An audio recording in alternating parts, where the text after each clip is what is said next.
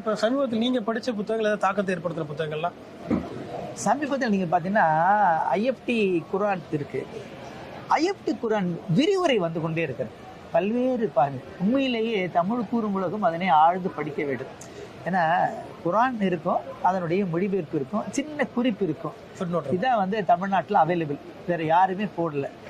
IFT தான் என்ன பண்ணுதுன்னா, அது துணிஞ்சி இறங்கி தஃபீமுல் குரானை பல்வேறு பாகங்களாக தனித்தனி ஜுசு வாரியாக அத்தியாயம் வாரியாக என்ன செஞ்சிருக்கிறாங்க, போட்டிருக்காங்க.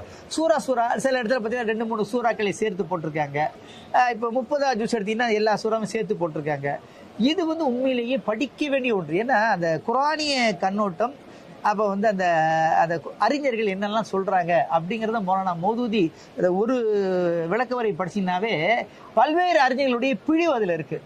மிகப்பெரிய அறிஞர்கள்லாம் என்ன சொல்லியிருக்கிறாங்க, இந்த வசனத்துக்கு என்ன பொருள் இருக்கு, இந்த வசனத்தினுடைய இறங்கிய பின்னணி என்ன, இந்த வசனம் சஹாபாக்கள் வாழ்க்கையில் ஏற்படுத்திய மாற்றங்கள் என்ன, இந்த குறிப்பிட்ட வசனம் இறங்கும் போது அந்த நடந்த நிகழ்வுகள், அதனால அந்த லைஃப் எப்படி சேஞ்ச் ஆச்சு அப்படிங்கிறத விலாவரியா போட்டிருக்காங்க. அதாவது இப்போ வந்து தமிழ்ல வந்து புகாரி, முஸ்லிம், சுனன் அபுதாவுத் இந்த மாதிரி பல ஹதீஸ் புத்தகங்கள் வந்திருக்கிறது. குரானுடைய மொழிபெயர்ப்பு நிறைய வந்திருக்கு. ஆனால் குரானுடைய விரிவுரை அப்படின்னு நீங்க பார்க்கும்போது இப்னு கசீர் சொல்லலாம். ஐஎஃப்டினுடைய இது ரொம்ப டீட்டெயிலாக என்ன செய்யறாங்க, அதுல பல அறிஞர்களுடைய கருத்தை வந்து தஃபீமுல் குரான்ல தெரிஞ்சுக்கொள்ள ஒரு பெரிய வாய்ப்பு கிடைக்குது.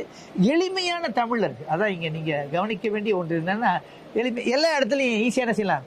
தனித்தனியா போட்டதுனால கொண்டு போறது படிக்கிறது ரொம்ப சிரமப்பட தேவையில்லை.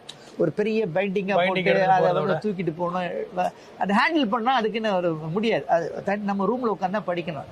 ஆனா இப்போ ஐஎஃப்டி பல்வேறு சூறாக்களை போட்டிருக்காங்க இல்லையா, அதை நீங்க வந்து உங்க டிராவல் பேக்ல வச்சுட்டு போயிடலாம். நீங்க விமானத்துல போகலாம், ட்ரெயின்ல போகலாம், பஸ்ல எங்க போகும்போது நிறைய காத்திருப்பு நேரங்கள் இருக்கு. அப்போ அந்த ஏதாவது நீங்கள் வெக்கேஷனுக்கு போகலாம், ஃபங்க்ஷனுக்கு போகலாம், கொஞ்ச நேரம் தான் நமக்கு வேலை இருக்கும், அதுக்கப்புறம் நிறைய டைம் இருக்கும். அந்த மாதிரி டைத்தில் நம்ம என்ன செய்யலாம்னா இந்த புத்தகத்தை வந்து வாசிக்கிறதுக்கான ஒரு நல்ல அனுபவம் நமக்கு கிடைக்கும்.